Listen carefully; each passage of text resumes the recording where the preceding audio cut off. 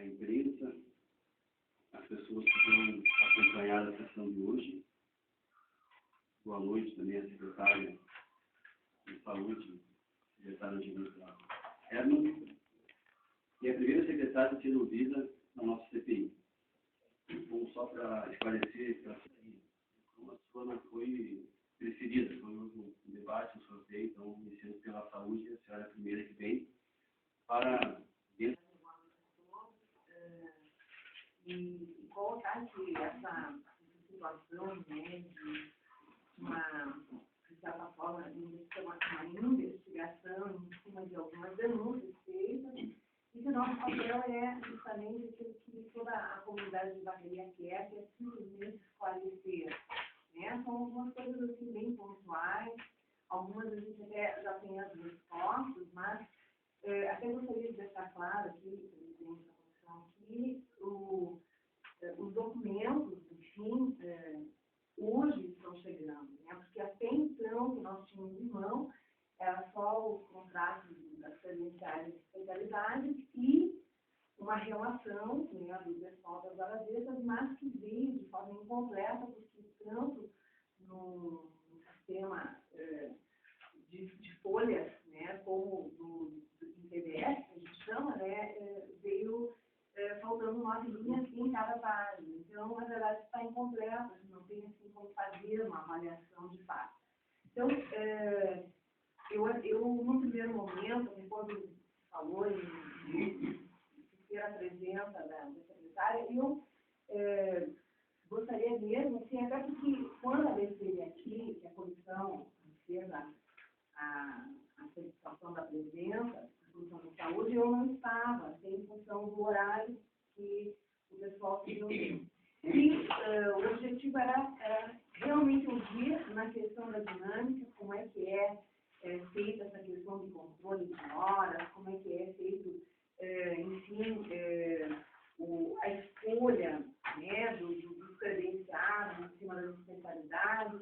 Enfim, é uma série de questões e que, enfim, é isso que eu vou fazer, né, porque eu não sou uma perita, também não entendo muito de contratos, a gente admite que eu vou ter assim, que realmente me assessorar, porque o papel como relatora é realmente deixar claro tudo como está funcionando, para que não se deixe dúvidas, né?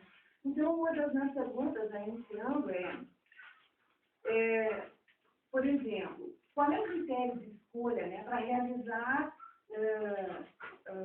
tem um número X de credenciados na área das especialidades? Qual é o critério de escolher esses profissionais? Né? Então, isso é uma pergunta que eu tenho. Outra,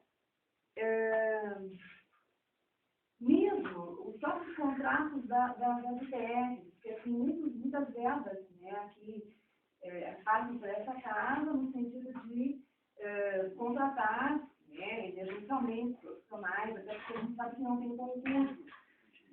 E aí, qual é a forma? Os médicos vão atrás, eles se inscrevem, é feito um processo seletivo.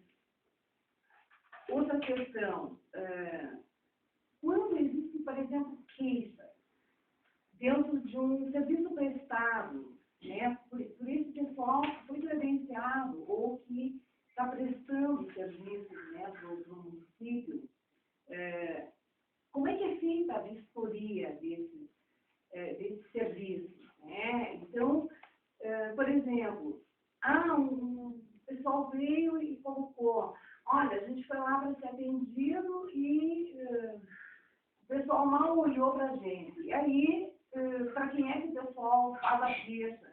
É feita uma vistoria para ver se o número de atendimentos que estão sendo prestados é adequado, e se está sendo bem executado isso. Agradecer a presença registrar a presença do meu colegiado gestor, que é a forma como nós trabalhamos na Secretaria da Saúde com um colegiado gestor, tentando ser o mais democrático e participativo possível. E este grupo é o meu grupo pensante, né? Este grupo é o grupo que semanalmente se reúne comigo e todas as semanas nós sentamos e resolvemos os problemas. Então, os problemas da saúde bucal são problemas de todos, né? Os problemas das ações em saúde é assim que a gente tem feito na secretaria, e por isso que toda vez que eu venho para cá, essa turma vem comigo, porque é essa turma que faz a gestão junto comigo na secretaria, né? Em relação ali ao critério de escolha, né, das especialidades, nós temos um chamamento público, né? Então, nesse chamamento público, ele é publicado, tá? E adere quem tiver vontade. E depois, né, se eu sou especialista da área de traumatologia, por exemplo, e eu tenho o interesse de fazer o atendimento, a publicação, o edital do chamamento público diz no que eu devo me adequar, né? Em me adequando, em esse especialista se adequando às necessidades do chamamento público, é estabelecido, então ele leva a documentação e é estabelecido um contrato com ele, e ele começa a fazer esses atendimentos dentro do seu consultório. É assim que nós estamos trabalhando em relação aos especialistas agora, tá? Aqui tem mais de um traumatologista. 5 querem se inscrever. Podem se inscrever. 5 querem se inscrever, os 5 se inscrevem, que, por exemplo, hoje que nós temos 5 especialistas na área de traumatologia, por exemplo, trabalhando conosco, né? Na área de oftalmologia, nós temos 4, é isso? 4, né? 4, e assim nas diferentes áreas, assim como nós temos, por exemplo, vascular, que é só um profissional que aderiu, né? Dermatologia, enfim. Então, o chamamento público é aberto, é igual ao laboratório. Se 8, hoje nós temos 4 laboratórios que estão no chamamento público. Se mais algum laboratório quiser aderir, ele pode aderir a qualquer momento enquanto esse chamamento está aberto. Tá? Então, é assim que e a gente faz aí o contrato, né, em cima do edital de chamamento público. Ok? Sempre quando nós temos a abertura de uma vaga, é feita a abertura de um processo seletivo, né? Esse processo seletivo é aberto. Os profissionais que têm interesse em aderir ao processo seletivo, nós tivemos agora, por exemplo, de auxiliares de saúde bucal, eles têm uma série de regramentos que são do próprio processo seletivo, né?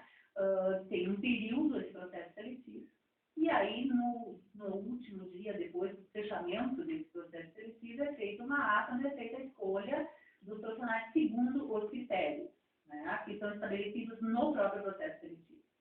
Existe uma equipe que está encarregada. Por exemplo, o auxiliar de saúde bucal agora, a coordenadora de saúde bucal fazia parte, né? Eu não fiz parte do IT, né? Da gestão de finanças e mais a coordenadora da área. Nós sempre estabelecemos isso, né? Então, a coordenadora da área, junto com a gestão de finanças, é que faz a avaliação dos currículos, né? E faz a seleção. Tá? Em relação às queixas do serviço prestado, sempre que nós recebemos uma reclamação de ouvidoria, que é o canal, né, de encontro, digamos assim, a ouvidora faz o registro e encaminha para o setor responsável.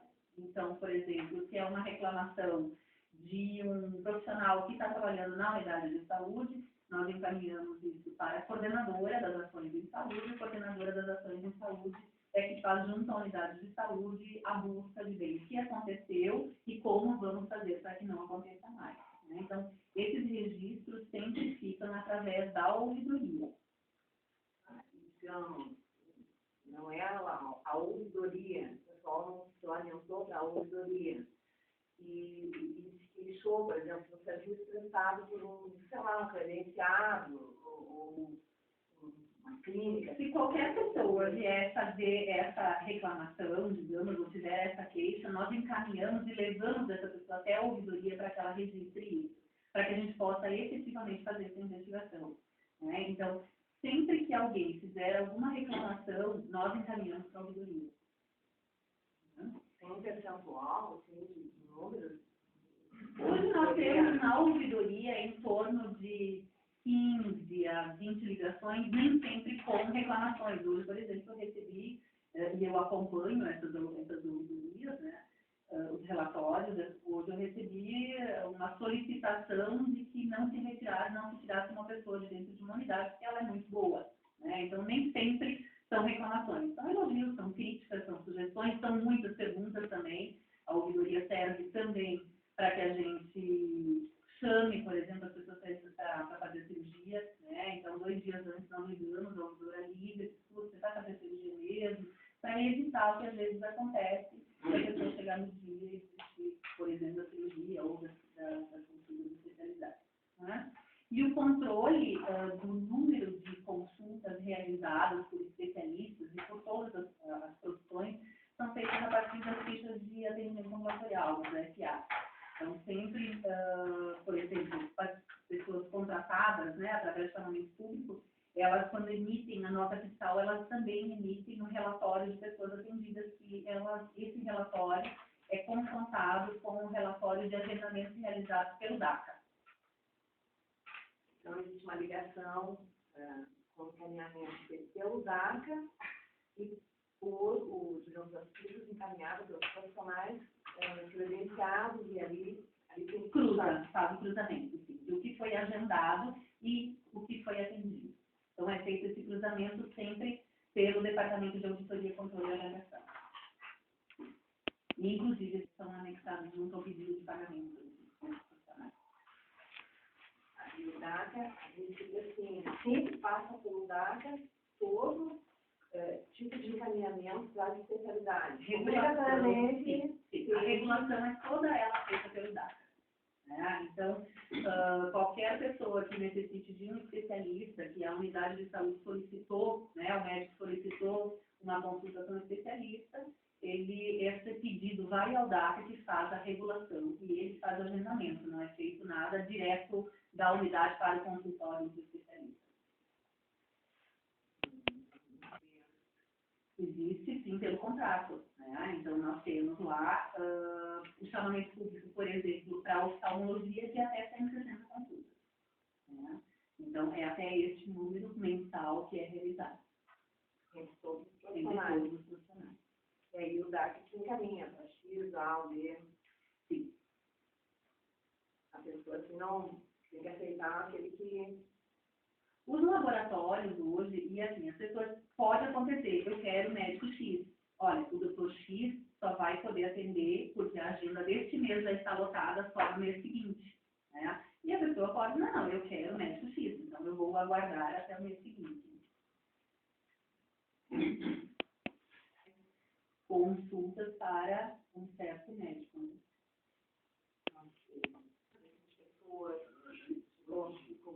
Uma grande demanda de pessoas, né, para serem atendidas em um determinado segmento. Vou citar um exemplo, tá? Fisioterapia, certo? A pergunta é, por que existe um número grande de pessoas para serem atendidas, por que não é feito um concurso público para poder atender essa demanda, dando oportunidade para mais profissionais trabalharem?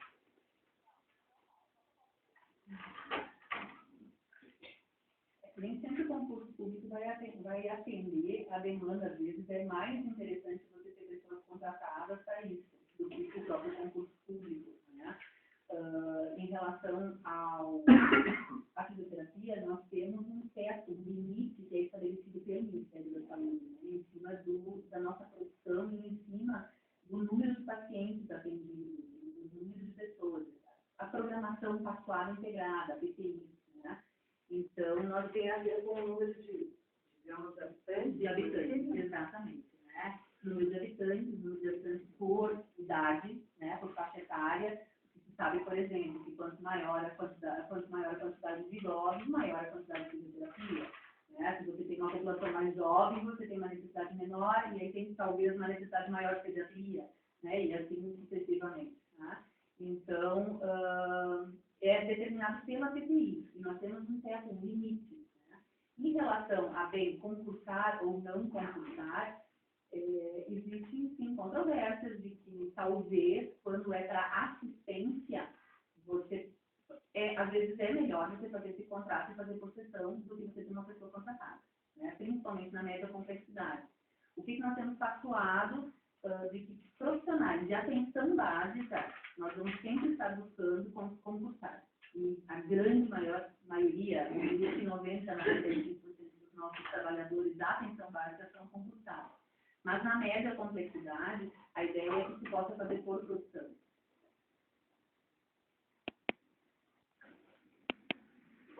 Angelita, por exemplo, uma unidade de básica de saúde, tanto da área médica como dos odontólogos, enfim, qualquer profissional que tenha que prestar atendimento, o que teria que cumprir uma determinada carga horária, em geral,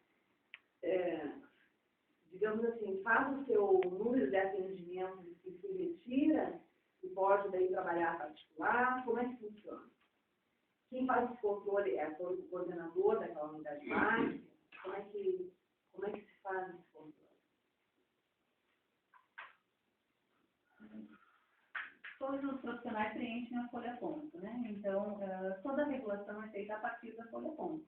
Né? Então, o estabelecimento dos horários é controlado a partir da folha-ponto. Então, o coordenador pode ser flexível? Na verdade, nós não temos coordenadores legitimados nas unidades de saúde, né? Nós temos coordenadores informais, que é o coordenador normalmente é o enfermeiro que faz, mas nós não temos coordenadores formais dentro das unidades de saúde. Né? Isso não está estabelecido em regime jurídico único e nem em plano de cargos de salário. Então, a folha-ponto, no caso, dá a possibilidade de você entrar e sair o horário que ela quiser. A folha-ponto é preenchida e ela é um documento assinado pelo profissional. Só que eu estou dando, por exemplo, eu acho que eu me desloco, o pessoal vem para cá e fica mais fácil para Não, eu já estou, a princípio, assim, a gente vai... Estratégico e da Conferência Municipal de Saúde, de onde também saiu, né, a Comissão de Saúde toda recebeu também as demandas da Conferência de Saúde, e é legítimo, isso na gestão de trabalho é extremamente importante, e essa é uma das grandes metas nossas que nós passamos, e vamos precisar de ajuda dessa casa, sim, no sentido de estabelecer um plano de cargos e salários para a área da saúde, que é extremamente importante, né, estabelecer a questão de legitimação das coordenadorias, não só dos coordenadores de unidades, mas de equipe, né? Como, por exemplo, essas pessoas que estão aqui também e que têm uma função de coordenação. Né? E que nós possamos aí, então, estar legitimando isso e organizando a gestão do trabalho agora nesse próximo período. Aí. Porque nós temos aí situações muito específicas da área da saúde, de pessoas com especialização em saúde da família, de especialização em saúde do trabalhador, e que não estão contemplados no nosso desenvolvimento. Então, senhor presidente, senhores vereadores, pares dessa casa, que fazem parte da Comissão Parlamentar de Inquérito, então, boa noite a todos. Boa noite especial ao secretário de Saúde, que também faz parte hoje conosco para esclarecimentos. Demais integrantes que estão essa noite conosco, imprensa, assessoria dessa casa. Senhora secretária, a senhora é membro, presidente da Comissão de Licitações de toda a área da saúde ou apenas dos contratos de especialidade? Normalmente, o presidente de comissão de licitações não é da área de saúde, a comissão sempre da área de gestão e finanças ou presidente do rolo. Então, a senhora não faz parte, no caso, da Comissão de Licitação da área da saúde? Não de todas as áreas, em alguns contratos, sim, mas não de todos.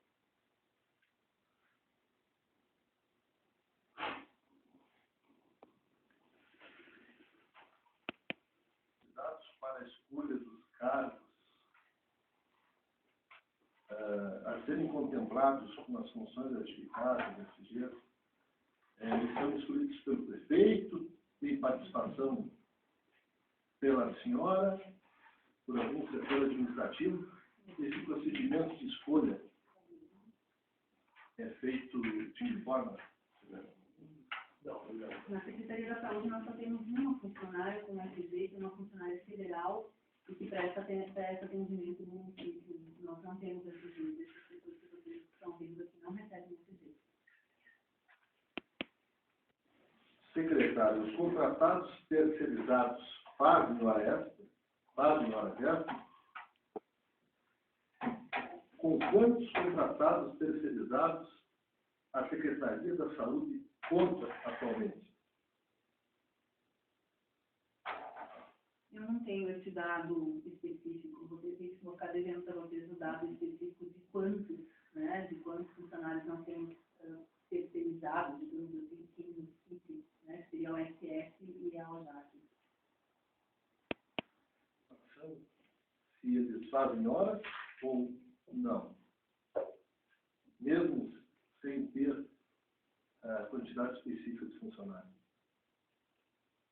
Não, funcionários terceirizados não fazem horas extras. Secretária, qual é o critério para a geração de horas extras? Quem determina quais os funcionários que devem realizar as horas extras, quantas horas cada um fará, enfim. E por que no diagnóstico dessa avaliação alguns não fazem horas? Agora, as listas, elas são realizadas a partir das demandas de serviço. Né? Então, por exemplo, rodeio internacional de vacaria, né? Onde nós trabalhamos 24 horas por dia com equipes. Além dessas equipes que estão trabalhando no rodeio internacional de vacaria, as unidades estão todas elas funcionando, todas elas trabalhando no seu horário normal. Final de semana, essas equipes trabalham. Rodeios, onde a gente precisa estar acompanhando com ambulância, eventos, onde nós temos que acompanhar com ambulância, com técnico de enfermagem. Nós tivemos, por exemplo, essa semana e na semana passada, que nós estamos vacinando as pessoas. As vacinas, na primeira semana nós vacinamos uma média de 1.430 pessoas por dia, né? Estendemos os horários nas terças e nas quintas-feiras, né? Esse horário estendido é pago com horas extras para esses funcionários que estão trabalhando. No sábado, nós trabalhamos o dia inteiro e esses funcionários estavam fazendo horas extras, né? Enfermeiros, técnicos de enfermagem. Na área de enfermagem ainda, a pergunta é como vão ser definidas quem vai trabalhar, quem tem interesse em trabalhar e quem se dispõe. Eu vejo o Sandro do CAPS, e eu me lembro que a maioria das internações compulsórias acontecem a partir das 6 horas da manhã, quando a Brigada Militar pode estar acompanhando. Isso significa que o técnico de enfermagem, muitas vezes o enfermeiro e o motorista precisam estar à disposição a partir das 5h30 para poder realizar toda essa internação compulsória. Nós temos viagem diária, e eu vejo o Paulo aqui, nós temos uma média de 950 pessoas mensais que são transportadas entre pacientes e seus acompanhantes para as nossas referências, Caxias e Porto Alegre. Quando nós vamos a Porto Alegre, para que nós possamos chegar a tempo de as consultas serem realizadas, nós precisamos passar por Canoas ali às 6 horas da manhã. Porque senão depois nós perdemos as consultas efetivamente. Né? Nós temos pacientes que precisam estar nos hospitais às 7h30, 8 horas da manhã. Isso significa que nós precisamos sair de vacaria, ter recolhido esses pacientes todas as 2 horas da manhã. Né? Isso significa que este motorista que vai fazer essa viagem vai trabalhar à noite com horas. E ele precisa esperar pelo último paciente. Né? Então, nós temos pacientes, por exemplo, que precisam estar em Porto Alegre às 5h30 da tarde. Nós temos situações semanais, e hoje aconteceu novamente, de a qualquer tempo o hospital nos solicitar sangue, urgentemente. E aí nós temos que encontrar algum motorista que tenha condições, né, de sair na hora que for e ir a Caxias, no Hemocentro ou no banco de sangue, para buscar esse sangue. Nós temos transferências interhospitalares, né, que pode acontecer a qualquer momento. Quando é com UTI, a gente faz a contratação, mas às vezes é uma transferência interhospitalar que não há necessidade de UTI, e muitas vezes acontece. A qualquer horário do dia ou da noite, qualquer hospital que tenha um paciente nosso, seja em Uruguaiana ou seja em Caxias, liga dizendo, seu paciente está de alta, precisa buscar.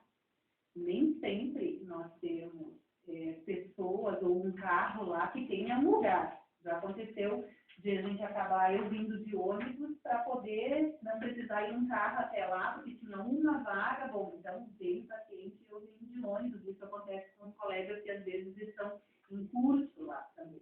Né? Então, em relação a motoristas, por exemplo, né, é quem tem esse interesse em fazer, quem tem condições de viagem, porque também nós temos motoristas que não querem viajar.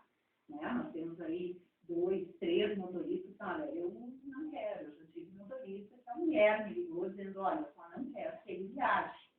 Né? Às vezes a gente consegue organizar, às vezes a gente não consegue. Né? Eu já recebi reclamações de esposas de motoristas porque o celular toca a noite inteira. Né? Pedindo para, olha, quem sabe você consegue levantar e buscar sangue se está complicado. Então, na saúde, tu tem situações que são pontuais e de urgência e emergência todos os dias. Né? Então, tu tens as situações que são facilmente programáveis, como visita domiciliar. Nós temos aí pessoas, por exemplo, final de semana, que a unidade está fechada e que precisa ser feita curativa. Essa paciente precisa vir para a UPA ou para o centro de especialidade, mas a UPA mesmo, para fazer curativos. Nós temos que ter pessoas sempre à disposição para isso. Em relação a motoristas, nós temos motoristas, por exemplo, o SAMU trabalha 24 horas, trabalha em escala, mas tem viagens também interhospitalares. Né? Tem eventos, teve a gincana esse final de semana, tiveram momentos em que nós precisávamos estar com a ambulância de prontidão por conta do quantitativo de pessoas. Né? Então, nós temos os eventos onde nós sempre temos que estar à disposição. Em relação a motoristas, acredito que, não esqueci nada, pergunto, né? Vacinas, por exemplo, sábado os motoristas tiveram que trabalhar porque, bem, se falta vacina numa unidade, você tem que providenciar, né? Como aconteceu. Os soros também, né? Tem os soros antiofídicos, tem, assim, situações, medicamentos que ficam na Coordenadoria Regional de Saúde que não podem ficar por conta de valores mesmo, elas ficam no Estado e que muitas vezes o hospital diz, olha, vai até a Coordenadoria que eu preciso desse medicamento agora aqui. Né? Então, são situações que não conseguem ser programadas. Né? Elas vão acontecendo e nós vamos atendendo. Além disso, além dos pacientes que nós temos, que são pacientes para consultas ambulatoriais, nós temos pacientes que vão fazer cirurgia e que precisam de ambulância. E aí eu tenho que deslocar outro motorista, mais um técnico de enfermagem, né, para acompanhar esse paciente até o hospital. Né? E nós temos situações, por exemplo, de pacientes que precisam ir em carro sozinhos. Né? Então, nós temos agora uma situação de um bebê de 3 meses que precisa ir com a sua família e tem que ter um carro específico para levá-lo. Né? Nós temos um outro cidadão, um outro senhor, que precisa ir todas as terças e todas as quintas-feiras a Porto Alegre, porque é um pré-transplantado, né, de pulmão, mas ele precisa de um carro sozinho. Né? Então, isso tudo acaba gerando demandas que não são programadas. Né? Porque você precisa estar à disposição. Né? Então, em relação a motoristas, é isso. Em relação, e aí, bem, como se define? Através da escala de viagem e através do desejo, sim, olha, eu quero fazer horas, eu não quero, se for sair a Caxias, eu não posso ir. Há alguns que, deixa eu falar uma certinha. Então, para deixar bem fixado, então, esses que não fazem é porque não querem. Tem uns que não querem participar da escala por algum impedimento pessoal que seja. Participar de escalas de viagem, tem alguns que dizem, olha, eu não me sinto seguro de ir a Porto Alegre. Né? Eu vou até Caxias, até Porto Alegre eu não vou dirigir. Claro que eu vou tensionando e está indo. Né? Agora, eu quero dizer que, assim, de motorista, nós não temos absolutamente nenhum que não faça nenhuma hora. Né? Nós temos motoristas de viagem, que acaba gerando mais horas, porque eles precisam sair 1h30, 2h30, 4, né? Assim como nós temos os motoristas que ficam na cidade. Esses motoristas gera menos horas extras. Eu me lembrar também dos motoristas de hemodiálise, né? Todos os dias, todos, de segunda a sábado, nós temos pacientes em hemodiálise. Esses pacientes precisam estar no hospital às 7 horas da manhã. Logo, os motoristas saem às 5 de casa para começar a recolher essas pessoas, né? Às 11h30, às 11h15, esses pacientes estão liberados. Aí os motoristas buscam, né, esses pacientes levam para casa, já buscam na turma da tarde. Né? Então, no horário do meio-dia, esses motoristas, são 3 motoristas que estão fazendo isso, eles... A senhora sabe nos nomear quem é os 3? Nós temos o tio Louro, né, o Lorocinto, nós temos o Evandro, nós temos o Moacir e, eventualmente, o Carlos também faz algumas trocas, e o Eloíra, às vezes, faz também quando não pode, em outras situações, né? E no final da tarde, às 5 horas, os pacientes da tarde estão liberados e aí isso vai até às 7 e pouco, até levar todos para casa de novo, de segunda a sábado, né?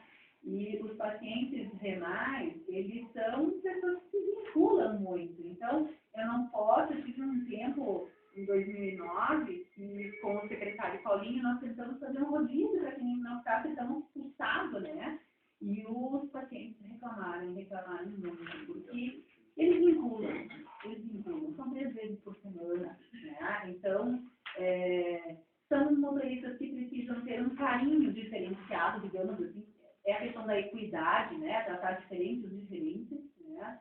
Então, são pessoas com quem eles têm muito vínculo, já, né? Então, são pessoas que acabam saindo muito debilitadas da hemodiálise e precisam, então, estar tendo uma atenção diferenciada, um olhar diferenciado, digamos assim.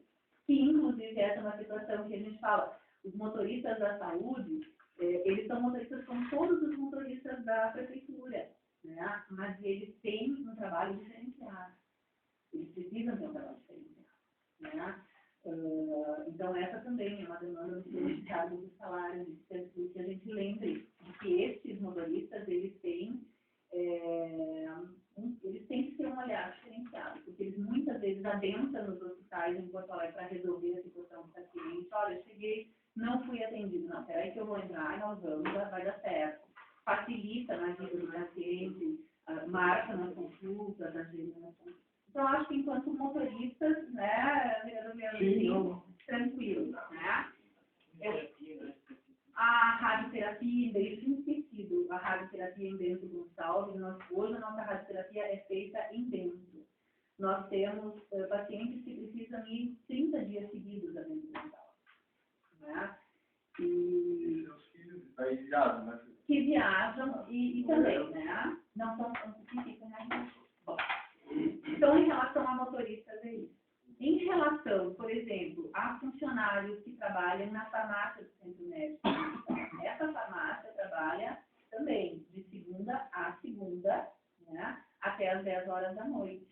Então, é feita uma escala, mas acaba acontecendo de que todos os outros funcionários da farmácia acabam fazendo horas extras também, né, para que se feche a escala, para que a gente tenha esse atendimento até as 10 horas da noite. Né? Como é feita a escolha, também é quem pode no final de semana, quem se dispõe a deixar a família em casa e ficar lá trabalhando. Né?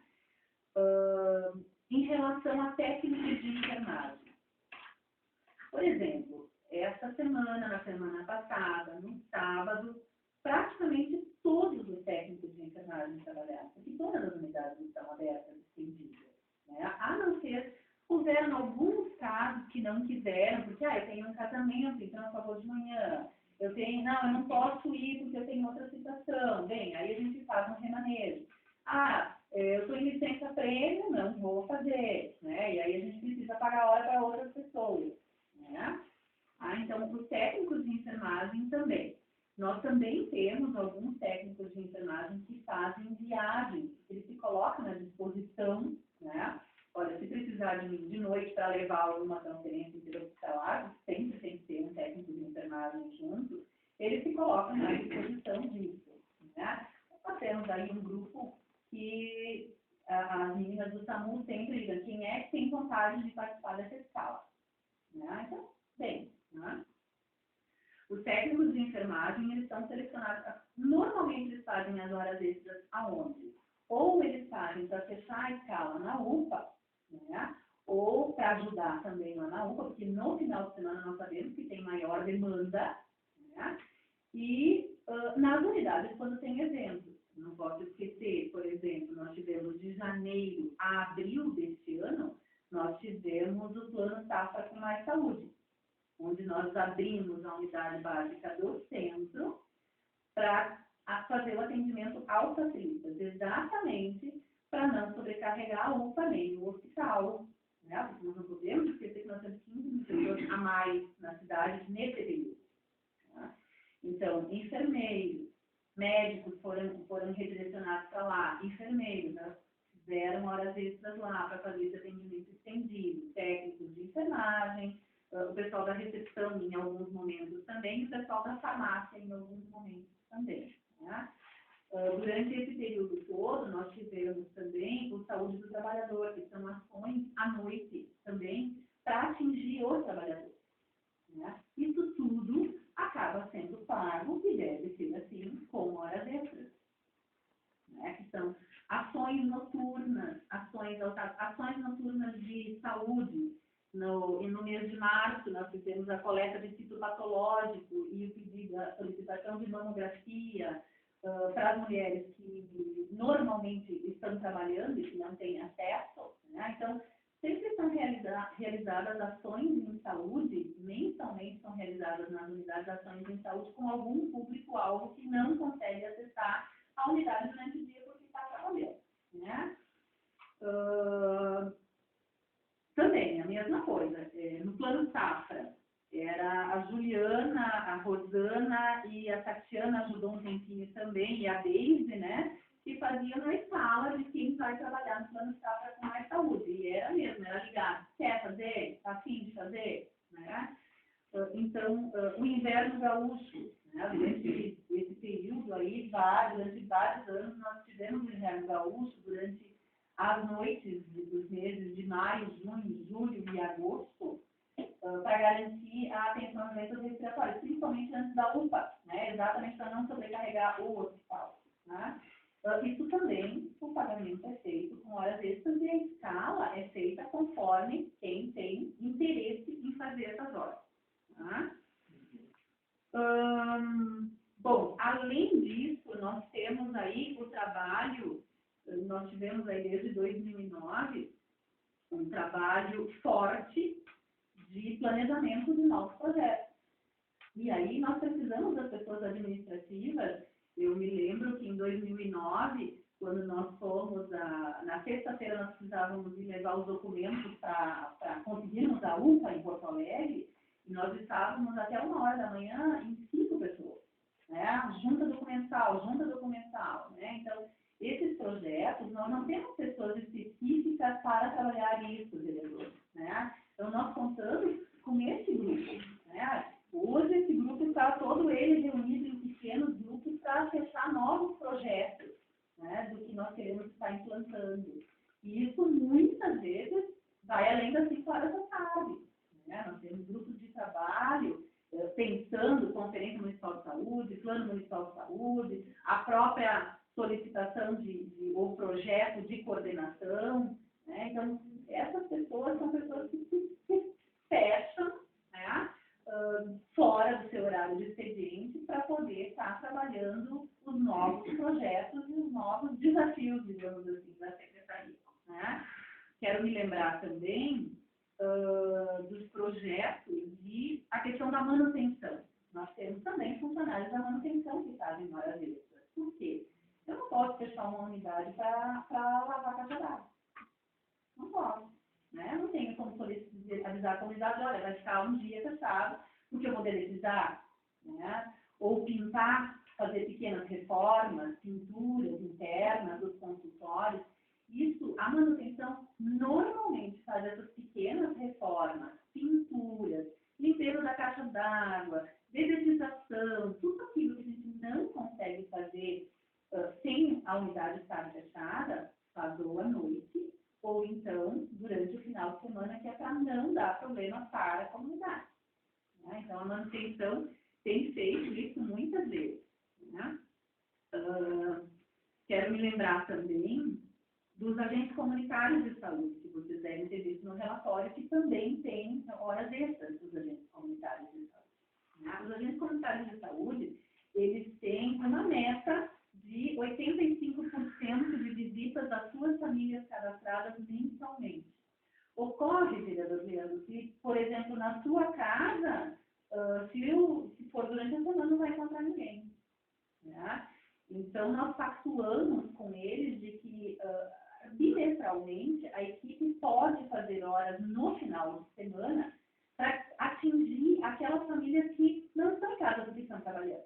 Bimestral. Bimestral, mensal, depende de como é que, bom, a minha equipe consegue fazer, porque depende muito da unidade, né? Nós temos unidades porque nós temos unidades onde, e inclusive alguns agentes, né? Olha, a minha unidade é uma população que não há problema, então não preciso, né? Outros não, efetivamente eu preciso. Então vai muito da necessidade do planejamento que a própria equipe faz, né? Esse é um planejamento que a equipe de saúde, nas suas reuniões semanais de equipe faz, de como atingir as suas próprias metas. E aí, bem, eles não solicitam. Podemos fazer? Sim, pode. Como, por exemplo, na semana passada veio uma demanda do Barcelos solicitando o seguinte: Angelita, a gente está com um horário estendido, né, para vacinação, mas muitas das pessoas que vêm vacinar são pessoas trabalhadoras e que elas não conseguiram, elas são crônicos, elas não conseguiram passar no seu médico para pegar o atestado, né? A receita da vacina. Posso pedir para a médica vir aqui comigo? Pode, peça, facilite o acesso desse paciente, né?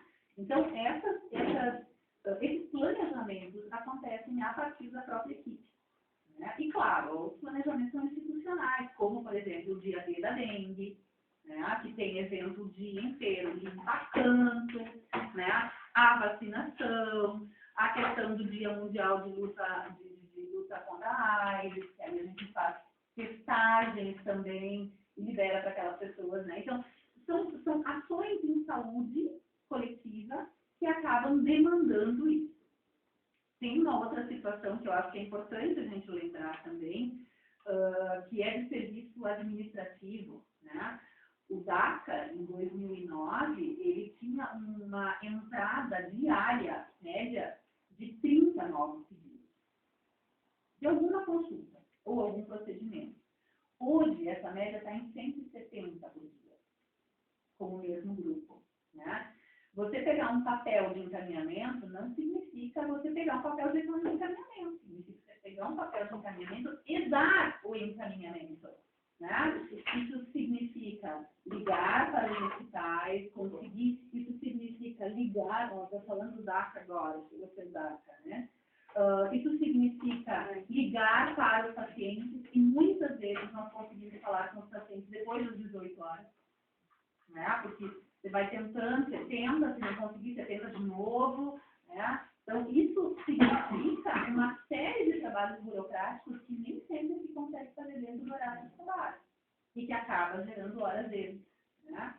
Nós assumimos em 2010, o Pacto de Gestão, 2010, né, Márcio? Isso significa uma série de novos controles que nós temos que estar fazendo, como, por exemplo, todos os laboratórios, né? Fazer a auditoria e o controle de todos os exames laboratoriais, que antes era o Estado que fazia. Significa também que, como nós assumimos o contrato com o hospital, todo o hospital, todos os procedimentos do hospital precisam ser auditados e controlados e avaliados. Então, a demanda de sistemas, de registros nos sistemas oficiais de CIH, o CIHD, o CIA, são sistemas de informação que vão para o DataSUS, que vão para o Ministério da Saúde e que são responsáveis pelo faturamento, né? Todos esses sistemas precisam ser mensalmente alimentados, controlados, checados antes de mandar, porque senão o faturamento é errado, né? Isso significa muitas vezes a gente ir até o hospital porque a base de dados que eles nos encaminhou não bate. Então, significa, e muito provavelmente era isso que o Márcio estava fazendo agora lá no hospital, ajudando o hospital a organizar o seu sistema para que a gente possa fazer o faturamento correto, né? Então, isso tudo acaba gerando trabalhos extraordinários, né? Acho que, assim, em relação a outra coisa, me lembrei aqui da vigilância, né? Nós temos um trabalho que tem sido, para mim, um dos grandes diferenciais para nós reduzirmos a mortalidade infantil de 22 bebês que morreram em 2004 para 8 que morreram no ano passado. Um dos grandes diferenciais do que foi implementado em 2005, né, Rosana, foi a questão do acolhimento no hospital. A vigilância acolhe essa mãe e esse bebê ainda na maternidade, né? E já diz, olha, o seu teste está marcado por dia tal, na unidade tal, já faz esse acolhimento e esse link com a unidade. E isso é feito, inclusive, aos sábados, né? A equipe da vigilância tem que ficar 24 horas à disposição se precisar fazer uma coleta. Se agora ligarem no hospital e disserem, olha, eu estou com uma suspeita de gripe, eu preciso coletar. Na mesma hora, precisa de um motorista, precisa de mais uma enfermeira para ir lá fazer a coleta e depois levar para casa. Organizar. Nós temos também, me lembrei de vigilância, estou me lembrando das pessoas, assim, a vigilância ambiental precisa fazer o controle da água, a coleta da água. Então, uma vez por semana, 2 vezes por semana, nós temos um agente de vigilância ambiental, 2 agentes de vigilância ambiental e mais um motorista que saem às 5 horas da manhã para o interior para coletar água do poço, porque às 10h30 eles precisam estar em Caxias para fazer análise, né? Então, elas precisam ir trazer às 9 horas, no máximo, tem que estar saindo do carro daqui, um carro específico para levar, claro que se tiver batendo de baixo dos pacientes também, né? Para que até no máximo 10h30, 11 horas, ele esteja no laboratório para fazer análise, né? Então, são serviços que já não são serviços eventuais, eles são serviços programados, mas programados sabendo que precisam sair às 5 horas da manhã, né? Assim como hemodiálise, não é uma coisa eventual, é diária, de segunda a sábado. Então, a gama de serviços que nós temos dentro da saúde que faz com que a gente tenha esses serviços que, mesmo sendo serviços que já estão pactuados, que já estão programados, eles exigem, sim, que você tenha horas extras, né? Além dos serviços eventuais, que é aquela coisa de ligarem na madrugada, olha, preciso de sangue. Ou então, como uma notícia muito boa, ligam do hospital da Santa Casa, de Porto Alegre, assim, fulano está esperando um transplante, eu estou com um órgão aqui, traga. Essa, para mim, é a melhor demanda, né? Que aí a gente passa em casa, pega o paciente e leva para Porto Alegre para um transplante. Essa, para mim, é uma das mais gostosas, assim, né? De dizer, olha, o paciente está indo para lá, vamos na madrugada para levar, porque esse paciente agora vai ter uma qualidade de vida diferenciada, né? Vou me lembrar de higienização também, né? Porque quando tem, por exemplo, campanha de vacinação, tu tem que ter uma higienizadora lá, né? Porque tem um fluxo de 200, 300 pessoas entrando na unidade, tem que estar com a unidade de choque, né? Então, todas essas ações acabam acompanhando a equipe inteira. A equipe toda acaba se envolvendo com isso. E são ações que não são ações pontuais e muito eventuais, não, são ações que mensalmente nós temos aí, pelo menos 4 eventos por mês nós temos. Tá? Além das ações que nos demandam. De clube vai fazer uma trilha, precisa de uma ambulância. Vai ter torneio de laço, de gineteada, de não sei o que lá, acho que só a vaca parada que não precisa de ambulância, porque o resto tudo precisa de ambulância. E não é só uma ambulância, né? É uma ambulância mais um... Eu me lembrei agora do Arthur, que vai no ar. Eu me lembrei também. Vou comprar mais ambulância. Tem público, por exemplo, de dizer, eles nos passam relatórios, solicitações mensais de visita de vistoria, né? E aí nós temos que fazer muitas apreensões, né? Então, assim, nós compramos uma caminhonete para a vigilância sanitária exatamente por conta disso, né? Porque já de tirar 300 quilos, 400 quilos, né, de carne, né? Então, isso não tem hora, né? Acontece, às vezes, de bem, passou, o cara não tem um caminhão frigorífico, a polícia pegou e aí eles ligam, ó, vem recolher essa carne, que ela vai apodrecer aqui, né? Então, Isso é responsabilidade também, né? também. As pensões são responsabilidade nossa, os anos sanitários precisam fazer isso. Então, é uma gama de serviços que envolve, né? Então, você tem vigilância ambiental, você tem vigilância da BEM, nós tivemos aí uma solicitação da 5ª Coordenadoria de fazer um monitoramento agora, por conta de que nós temos municípios infestados aqui perto, né? E nós temos que fazer um monitoramento que é feito todos os dias, mas um mutirão ainda, para ter certeza de que tenha sido tranquilo, porque nós temos a linha BR, né? Então, esse trabalho todo é um trabalho que demanda gente, que demanda muitas vezes que ele encerra em primeira tarde, assim, fora da tarde, né? Eu estou olhando aqui... Senhor secretário, só para resumir aí, eu acho que a sua saúde foi também, por escolha dos pares dessa comissão, para ser ouvido primeiro, digamos assim, por também entender o trabalho que é feito. E também nós não somos contra a hora extra, porque precisa ter hora extra para você fazer o trabalho público. Nós sabemos disso. O que deve ter cuidado é as horas batidas num período específico de uma forma que depois subiram para outro período e sempre a mesma quantia. É isso que nós estamos verificando. Por exemplo, aqui, eu não vou citar por questão ética aqui. Tá? A senhora pode analisar aqui. Está presente conosco, até que está conosco aqui o Sandro. Esse é um diagnóstico das horas que são realmente feitas. Por quê? Você pega um mês está 34 horas, no outro mês está 14, no outro mês 22, ó, no outro mês está 41, no outro mês está 30, no outro mês 37, no outro mês 17. Então, nós temos entendimento, e a senhora há de conviver, ó, no mês 40, no outro mês 42, no outro 60, enfim. O que nós estamos verificando, e isso são casos pontuais, que aí é o trabalho da comissão em si, que vai verificar, e também, se tiver que ouvir, alguém será ouvido, essas questões das quantias que batem sempre 90 horas. Porque daqui a pouco pode ser 87, daqui a pouco 95, mas sempre 90. Inclusive, quando a senhora cita um dos motoristas aqui, é o seguinte, ele, também nós vamos citar, porque ele faz 90 horas desde o início do mandato e de 2011 a 2012 ele passa para 125 horas. Então é um índice que preocupa, porque não há uma, vamos supor, 85 horas, 77, é batida para as 90 horas. E atentamente escutando suas respostas, claro que há casos específicos, né?